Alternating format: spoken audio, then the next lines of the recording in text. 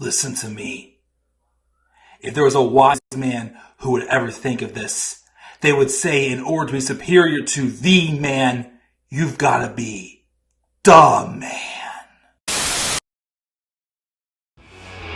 For I am the man himself.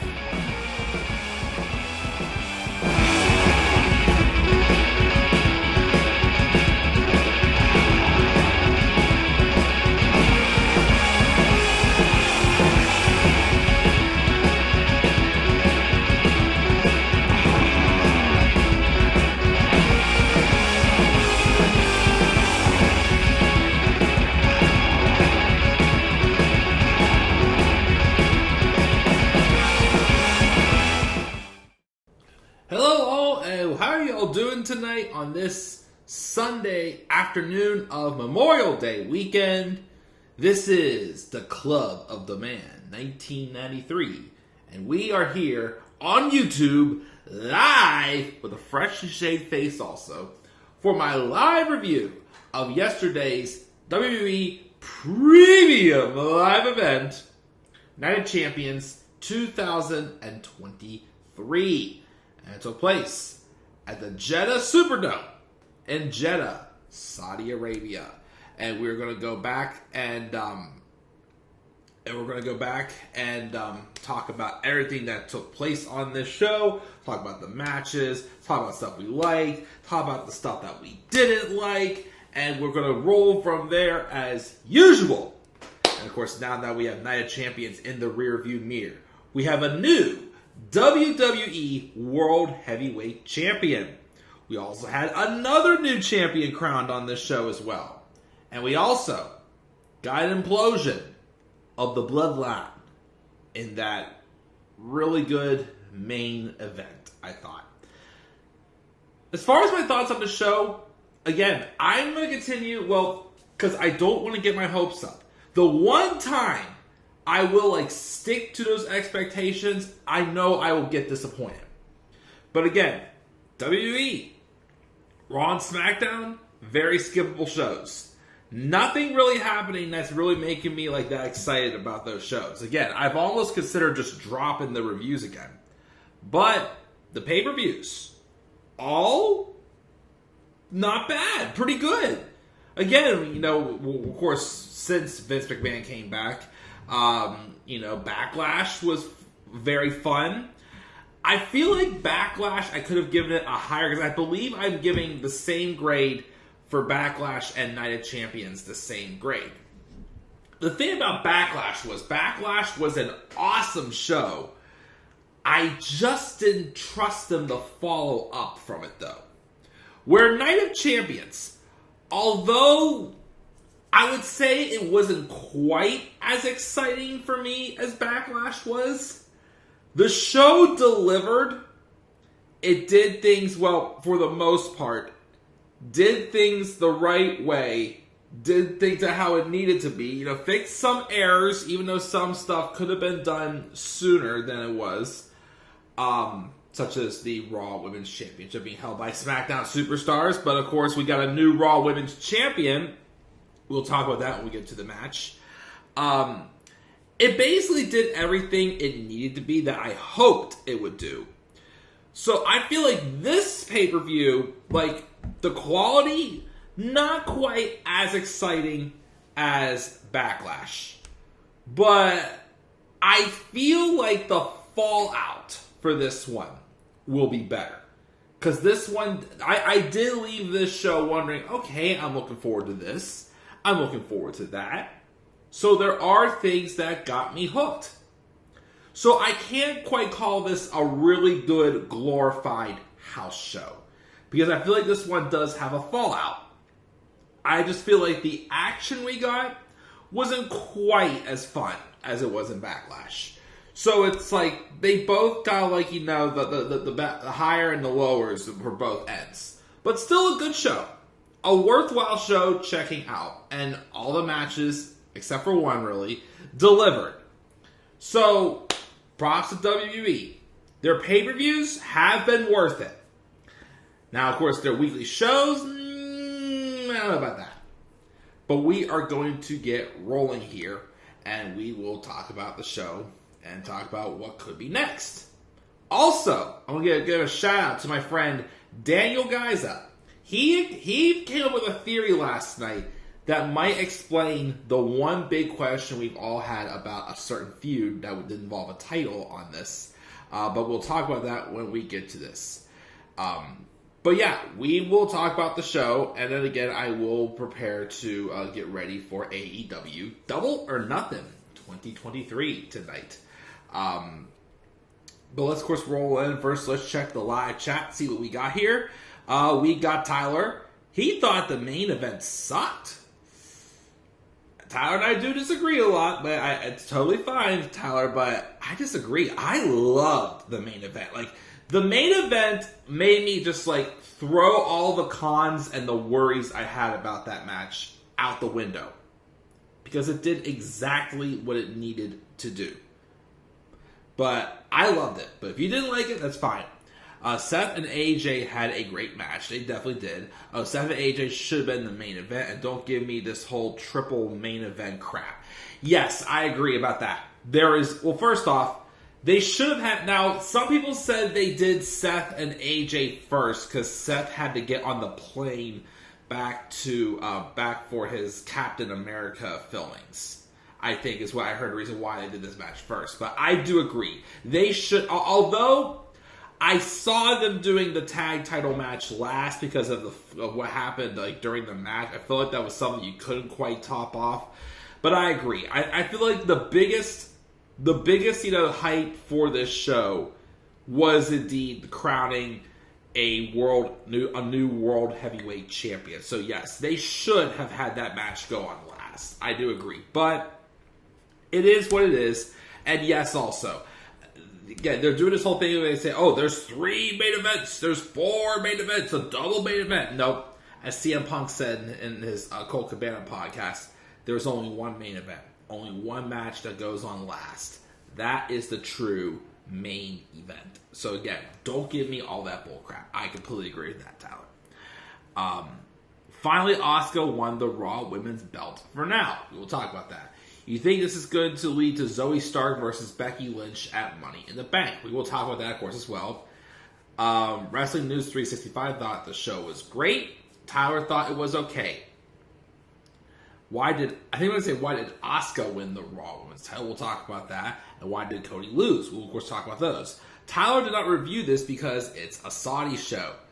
True, this is only the second Saudi Arabia show I have done. But again... I gave last fall a chance with Triple H in charge. And yes,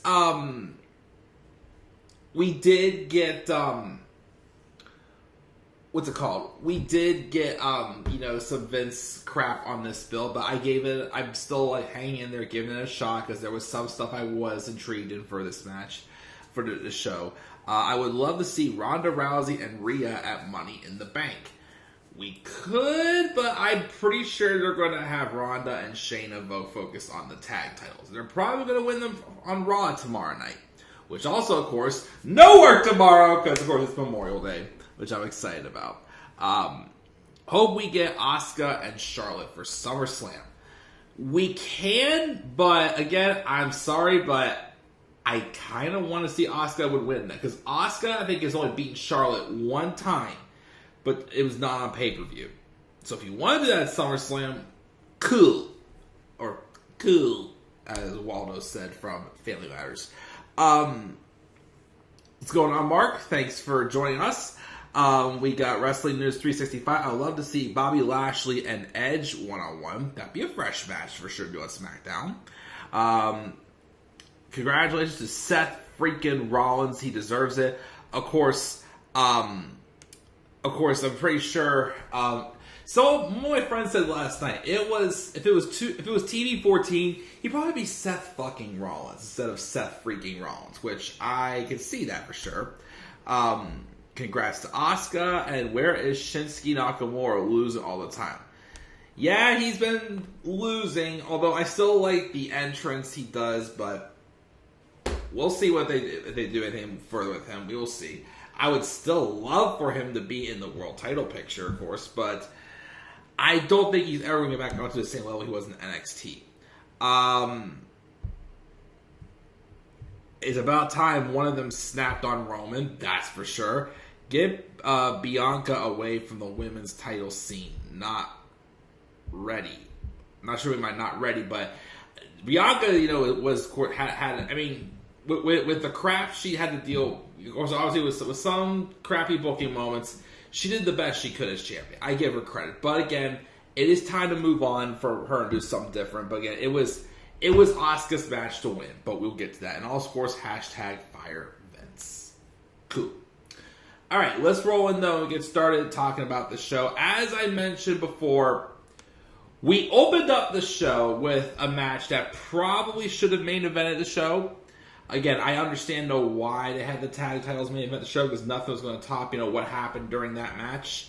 And if the rumors are true about Seth Rollins having to get back on the plane to get back for his Captain America filming, then I get it.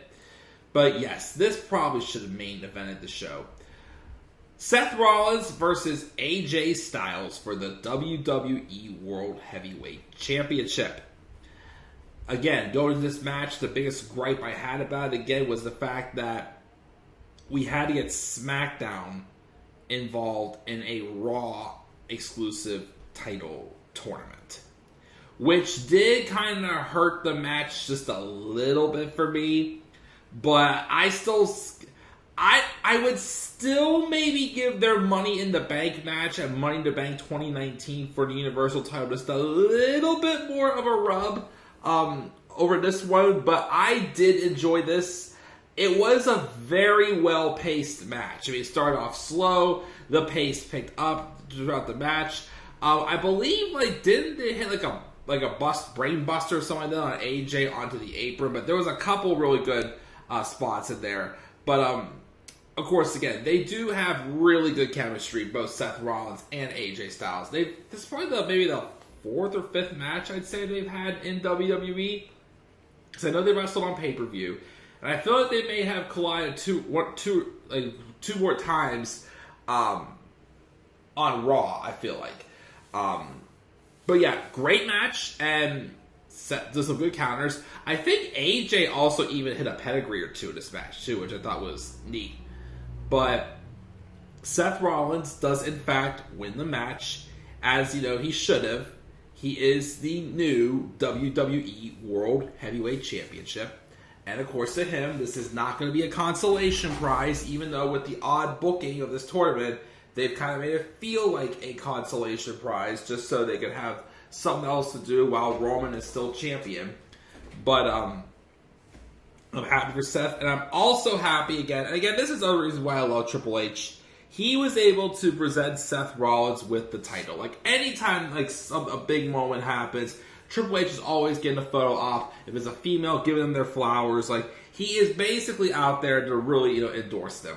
That's just some very class acts I always enjoy by Triple H. And of course, sure, this was a big moment for him because, Seth Rollins was one of his guys. He was the first NXT champion, one of the first guys that he had made a star.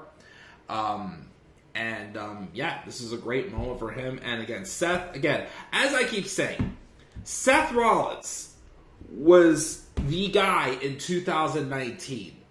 Of course, then his reign, which most of it was not his fault.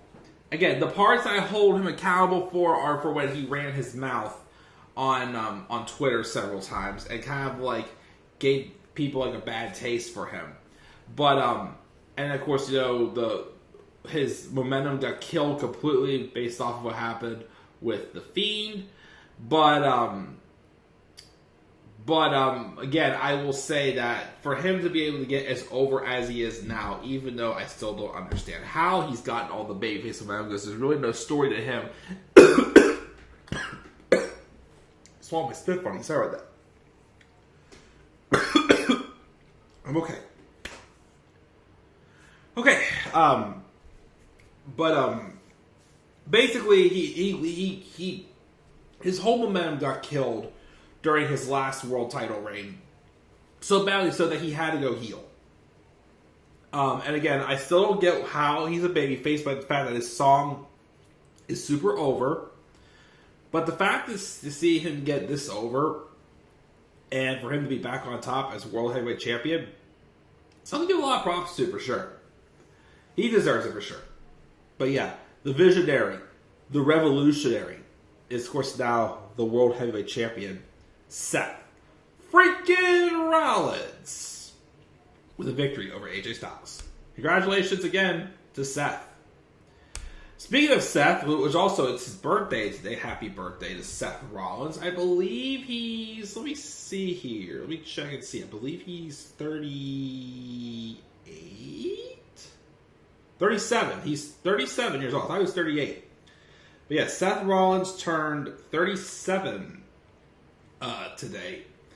Of course, somebody also did not have too good of a birthday. We'll talk about her in a second. But speaking of Seth freaking Rollins, we then had his real-life wife, Becky Lynch, get her match in, and she took on Trish Stratus.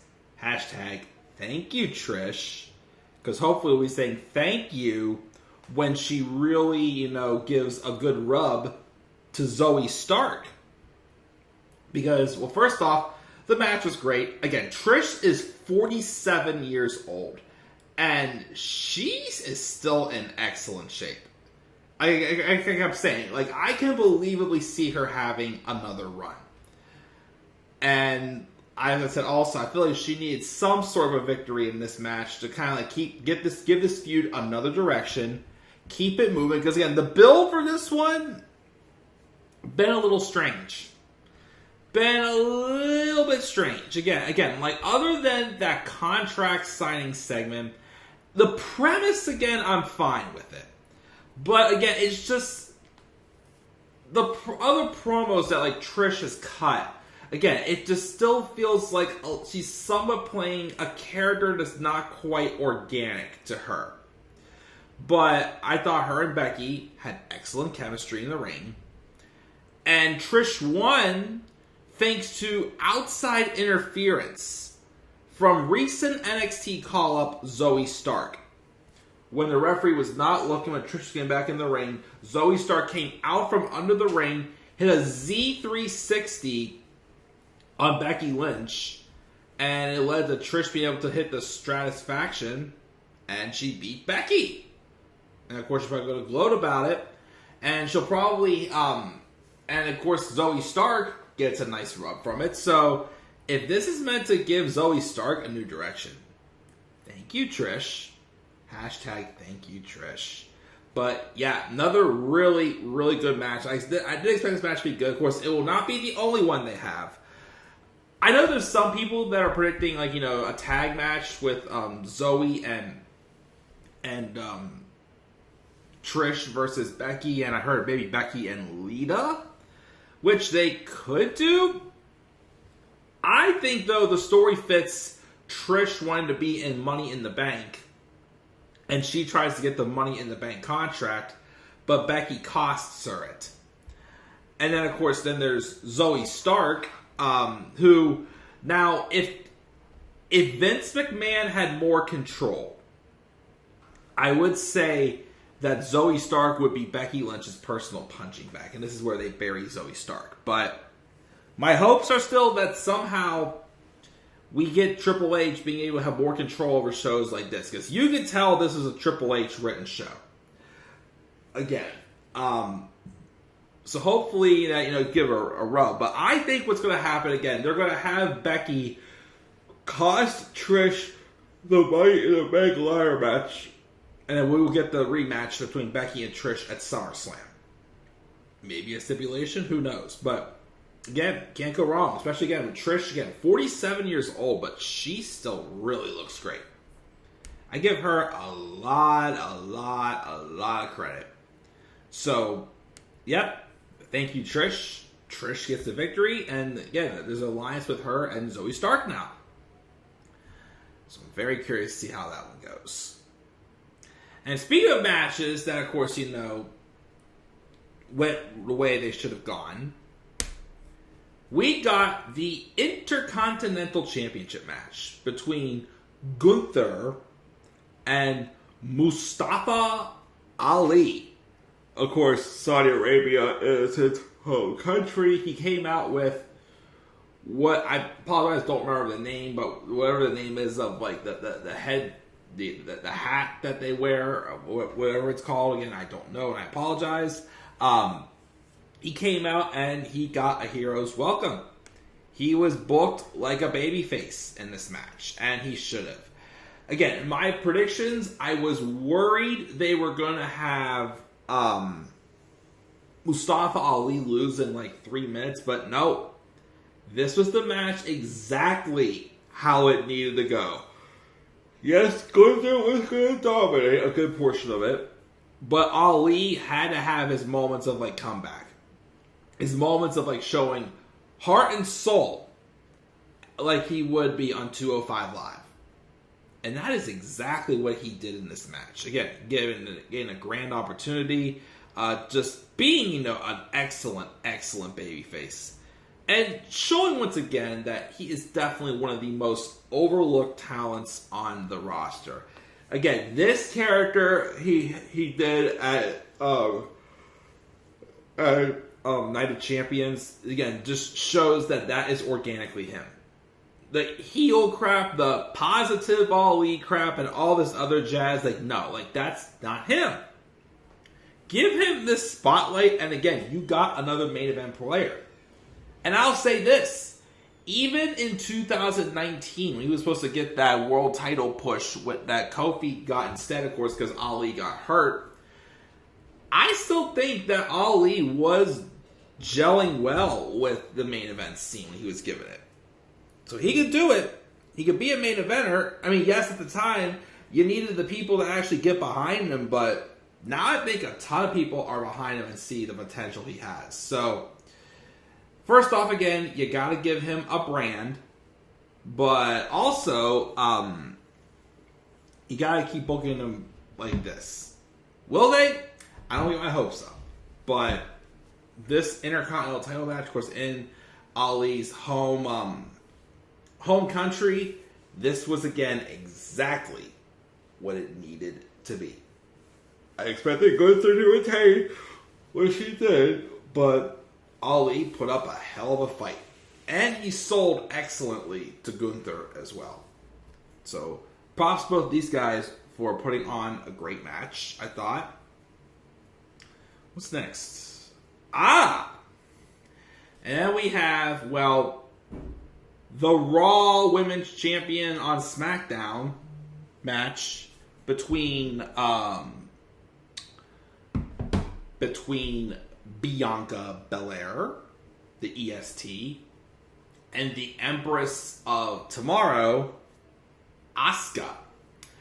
I would probably minus the finish for WrestleMania. I would still maybe say their WrestleMania match was just a little bit better than this. But this, of course, was still good. And it was never mentioned. But I feel like the overlooked story for this match was the fact that Asuka was Bianca Belair, I think, is the only person that has been able to dodge Asuka's mist. Which I think is what the story that led her to losing at WrestleMania. Now, what they did on this show, they could have had happen at WrestleMania. Which I do agree, because now that Asuka is 0-5 at WrestleMania now, that is a little insane. And a little unacceptable, in my opinion. Asuka should not be 0-5 at WrestleMania. But Asuka got the win back that she should have got at Mania. And she got it because she did spray mist at Bianca. But Bianca dodged it. And then she had Asuka up for a KOD. But before she had Asuka up for the KOD, Asuka misted her hand. And when Bianca put her up for the KOD, Asuka took her misted hand and just rubbed the mist on the eyeballs. Because obviously That's kind of the Achilles heel for Bianca Belair, but she was able to blind Bianca, throw a couple sharp kicks onto her, and she was able to get the victory. She was able to sneak it off, well, not sneak it off, but she was able to, basically take a different route in a very creative way. She couldn't spray the mist in the face. She had to sneak it in there. So Asuka's your new Raw Women's Champion on SmackDown. Can we please now take care of this? Look, at this point, just swap the belts. Okay? Rhea's only had the title for a month. Well, almost 2 months. But it's not that long of a reign. Asuka's had the belt for, a day now. It'll be 2 days on Monday. Just swap the belts. If you're not going to rename them. I still think they should have had the two women's champions fight at this show. Again, merge the titles merge the Raw and SmackDown women's titles and have a whole brand new title for the losing brand. They should have just done that, but yeah, it's just insulting that they, at this point, they still have not addressed it. And I don't get why. But yeah, again, props to Bianca. She had a great reign, but it was time to move on. It was time to move on. And, I can defend maybe saying the reason why she may have lost at WrestleMania Asuka was because they wanted to give her a little more character development. But let's be real again. It still could have happened like this, though, in the match at WrestleMania. But, it's okay. We fixed the wrong. And we're going to be, hopefully, get a good reign from Asuka as champion.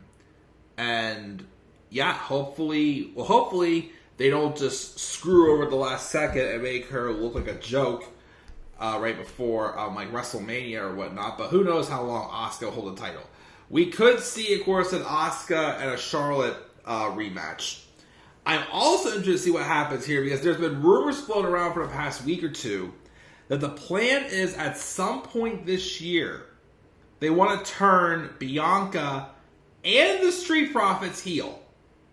So, I mean, Bianca needs it. Street Profits are okay. But we'll see how that goes down if and when that happens. But congratulations to your new Raw Women's Champion on SmackDown, Asuka.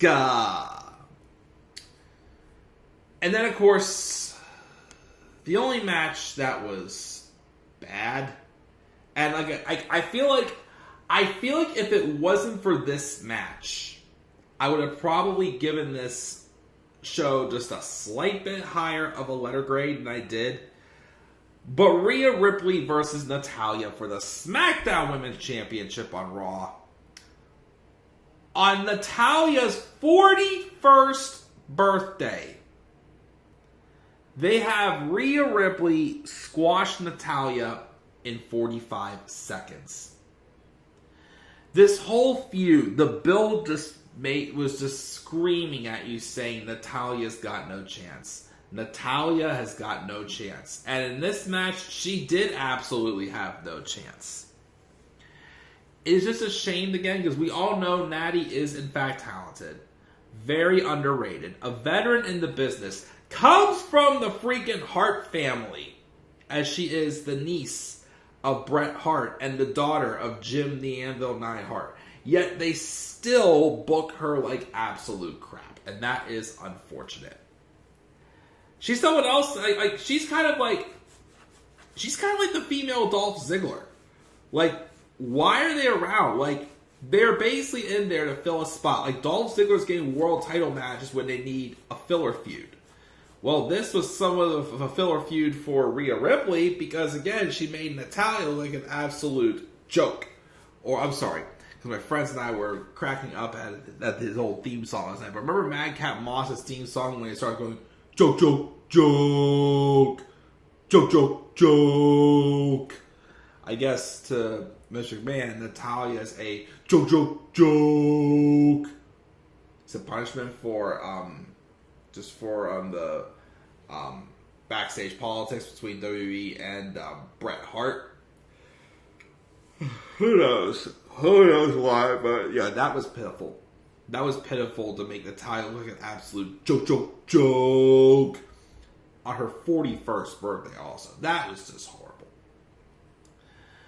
All right, let's roll though into the second of the triple main event. We got Cody Rhodes. Madman one-arm Cody Rhodes. I'm sorry. As I tweeted on Twitter last night, the Beast incarnate, Brock Lesnar, took on the American Nightmare, one-arm Cody Rhodes. Took on Cody Rhodes. And of course, the story going into this match again is Cody Rhodes is another madman. Like last summer, he wrestled with a legitimate torn pec. And now he, kayfabe-wise, wrestled with a broken arm. I mean, the torn pec was for real torn. Clear off the bone. And this was him with a kayfabe broken arm. Because Brock Lesnar just keeps beating up Cody Rhodes, still with no explanation. All we got so far is, I want to fight! And the gripe I had with this is there is no stipulation to this match. If Cody wins this match, he was probably going to win the same way he did at Backlash, making this match just pointless. Instead, though, we had Cody lose. We had Cody lose because Brock Lesnar worked the hell out of Cody's bad arm. And yes, Cody got probably a little more offense than he probably should have in the match. He did, though, use the arm brace he had on as a weapon at times, though, for a little bit of an advantage for him. But Brock just worked the hell out of that bad arm for at least almost a good half of the match. And he got Cody Rhodes to pass out. So yeah, Cody passed out. I'm pretty sure I'm predicting the plan to be for Money in the Bank. We get one more match with Cody and Brock. The winner of that qualifies for the final spot in the men's Money in the Bank ladder match. And again, either there or at Money in the Bank or at SummerSlam, have Cody Rhodes cash in on Roman and have, the Usos cost him, and even Solo Sikoa, cost Roman the belts to give them to Cody Rhodes. Not a bad idea, right? And by the way, though, to get to this earlier, so my friend Dan said last night, a story they could do this as a reason why Brock Lesnar is attacking Cody Rhodes but not giving any explanation for it, could possibly be because Paul Heyman is secretly paying Brock Lesnar to get him out of the main event scene. You never know, it could be what it is. But if that's the case, then it does make up for the awkward storytelling. But yeah, still a good match. Brock wins by getting Cody to pass out. Good way to protect him. And I'm still thinking probably rubber match at Money in the Bank. Alright, then finally, the main event match for the undisputed tag titles. Sami Zayn and Kevin Owens versus the Bloodlines, Solo Sikoa, and the 1001 day reigning WWE Undisputed Universal Heavyweight Champion, the Tribal Chief, the head of the table, Roman Reigns. So, of course, the story of this match is the fact that Roman Reigns is trying to clean up a mess the Usos made, not being able to regain the tag titles. So Roman wants to take matters into his own hands and take care of business himself, which sounded good on paper. But again, the biggest concern that we all had is that it would not be a good idea to give Roman the tag belts right now. It wouldn't. I'm sorry, it absolutely wouldn't. And also a story here, too, is, again, things are imploding with Roman Reigns and the Usos. Since the Usos were able to win the tag titles back, Roman said him and Solo will do it instead. So, again, I minus out those cons of that.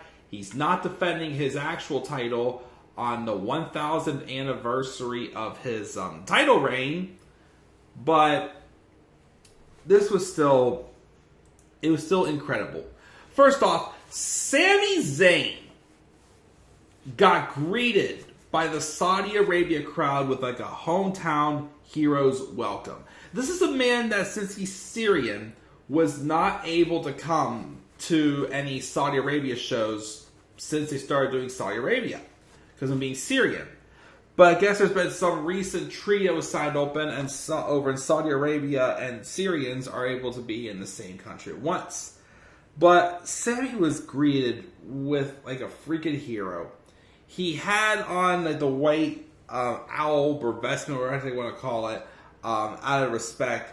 And he even introduced himself and Kevin Owens in Arabic, which I thought was cool as well. But again, the storytelling on this match continues to be spot on cinematic. Obviously, there was some brawling throughout. For a while, though, it also looked like that Roman Reigns was making Solo Sikoa do most of his work. But of course, Roman did get into the match a few times trying to, end things and put them away, but he was not so obvious about it either. Of course, things got a little hairy whenever Kevin Owens was trying to clear the announce tables when the Usos did in fact appear, even though they were told to stay home, and tried to help Roman. They did get Sami Zayn trapped between the three of them in the middle of the ring until the Usos accidentally super kicked Solo Sikoa. And unfortunately, the tribal chief saw that. So he went back and he starts yelling at them. And he even starts shoving them to a point where Jimmy Uso had enough that he super kicked Roman. And everybody's jaws just dropped and you could hear him telling Jay, because Jay's trying to get him to calm down. But Jimmy tells Jay that he says, I just did what you should have done a long time ago. And does another one. And of course, the touching part was as they were leaving, and Jimmy's like, come on, we gotta leave now. We hear Jay go, Joe, which of course is Roman Reigns' real name. Leaki Joe Anyawai. But of course, Roman's all distressed and distraught, and Sami Zayn staying on the apron, holding his titles up, going, you can't have these. And it's true. He lost. Thanks to a little bit of outside help, but again, he lost. Due to some misfortunes. The bloodline imploding is here.